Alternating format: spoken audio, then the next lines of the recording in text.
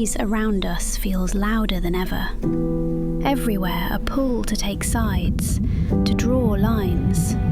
Yet, beneath the noise, a longing endures, to live in peace, to belong, to find meaning. So what do we do? Withdraw? Resist? Choose a side? Or could another way exist? One that begins with a simple truth. There is no other.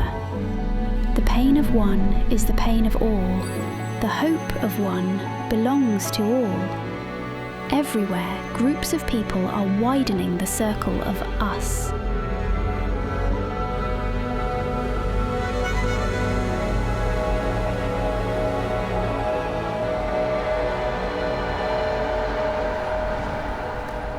You can't know what to do unless you know what story you're a part of.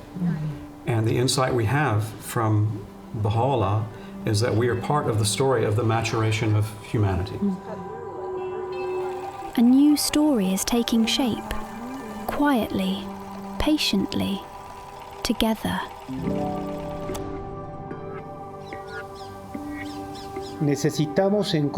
We need to find different ways of relating to each other that do not feed into cycles of violence. We must strengthen the communal sense. People are learning to move through life not as isolated individuals, powerless before the problems around them. They are acting together.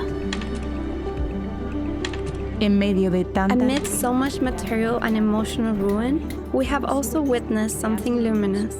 The crisis has enabled many to set aside habits of individualism and revealed our capacity for genuine mutual support.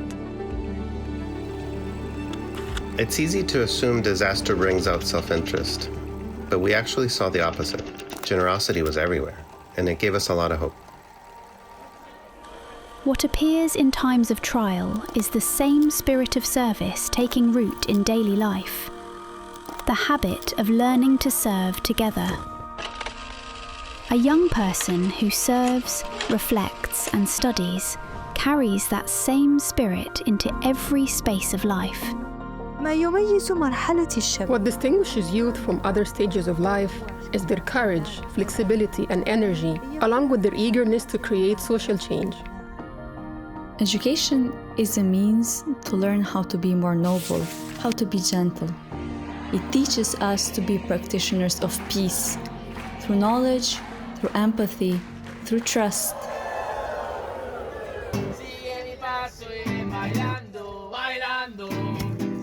When you put coherence, service, relationship, and values at the center, suddenly our true nature comes to life.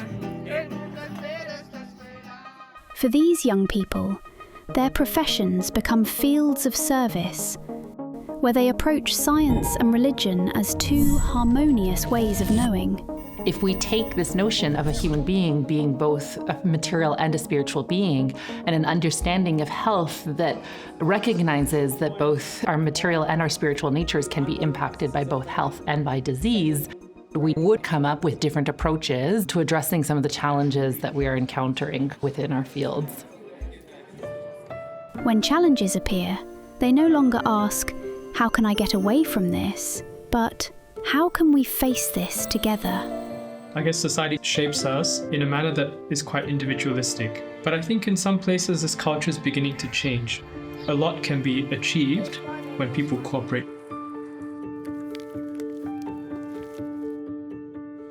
This marks a new consciousness, a sense of community that travels with each person. The more we turn outward and work with others, the better we grasp the meaning of our common humanity.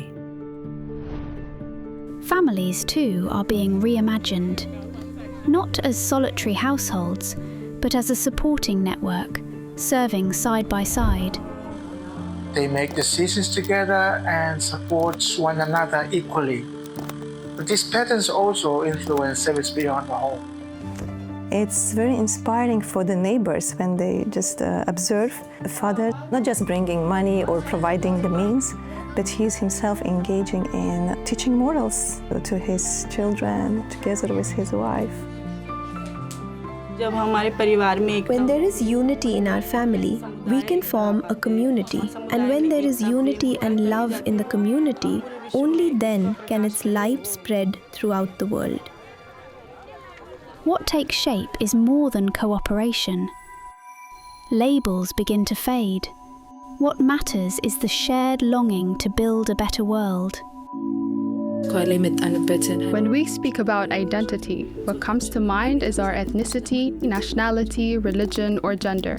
But what we are beginning to understand is that we possess an inherently noble identity that transcends these limitations. At the core of today's divisions is a crisis of identity. The Bahá'í teachings offer another way, a spiritual identity that sees humanity as one family. To foster unity, the very notion of leadership itself is being reconceptualized as a sacred trust, an act of humble service. We often think of competition as necessary for progress, but does it inspire us to help others prosper alongside us?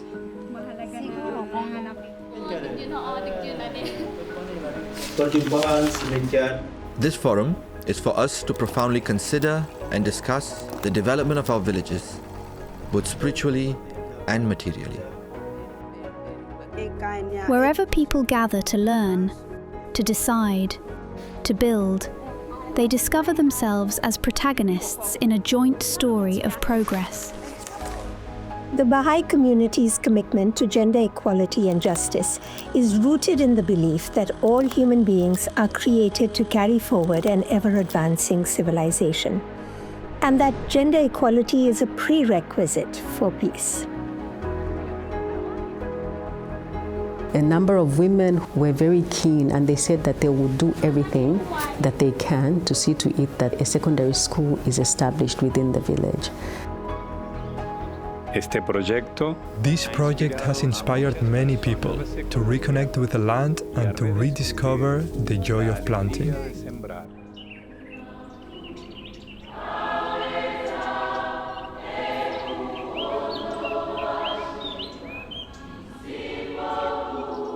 Render our souls joyous and happy through thy glad tidings, O Lord.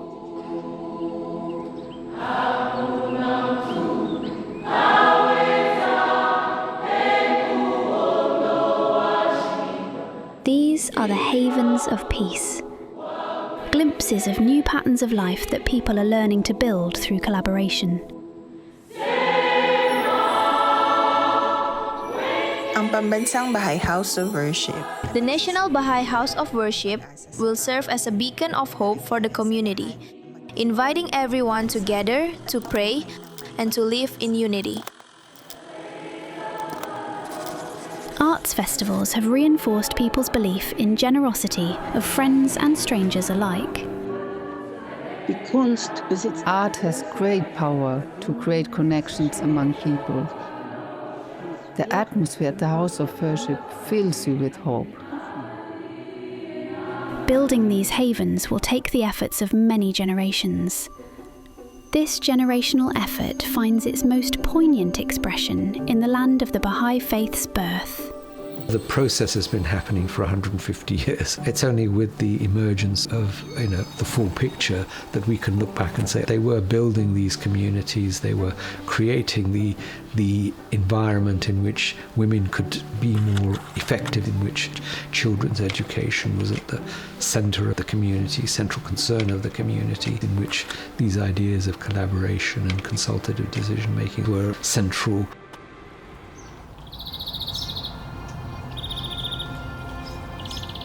To nurture these patterns requires more than plans or programs. It begins in the heart. Every time I come here, it's just like to be able to remember how it feels to feel peace and joy and love.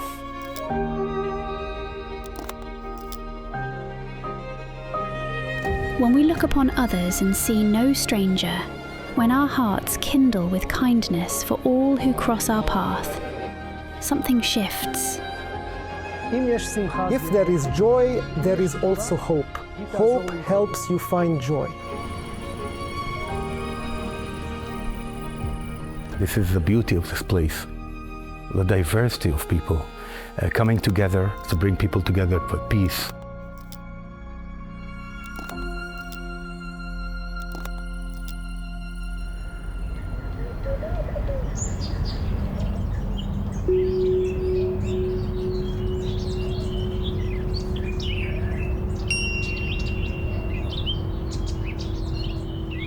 In all these ways, the distances between us vanish.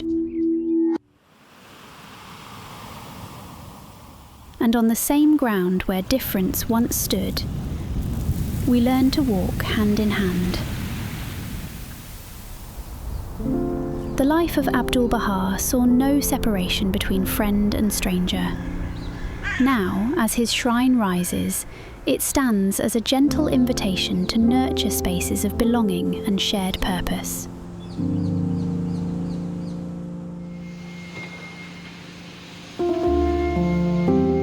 We have Jews, we have Arab Muslim, we have Arab Christian, we have Druze, and all have come under the same roof and working harmoniously and creating an environment that not only empowering themselves in the relationship, and it has created a unified vision, which is the shrine itself.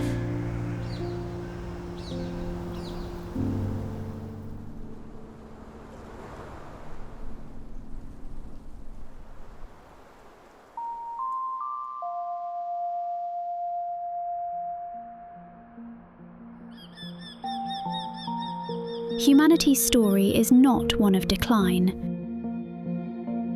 but of awakening, of maturing.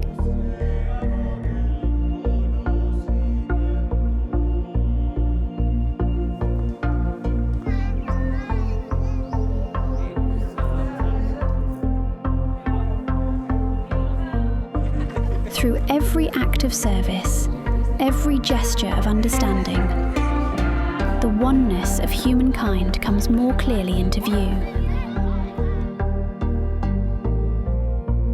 Quietly, patiently, together.